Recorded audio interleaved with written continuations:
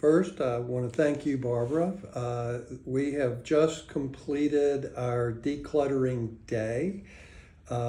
Everyone pitched in. Everyone is thoroughly exhausted at this point, but I can attest that we accomplished far more than I ever thought we could accomplish today.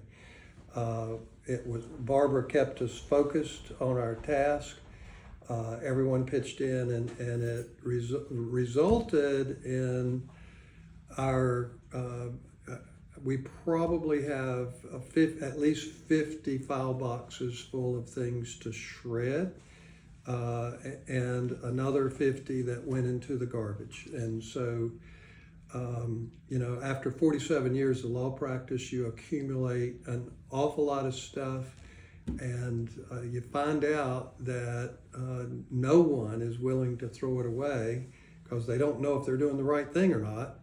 And so today we got down to the nitty-gritty, and it will make a huge difference in our productivity going forward.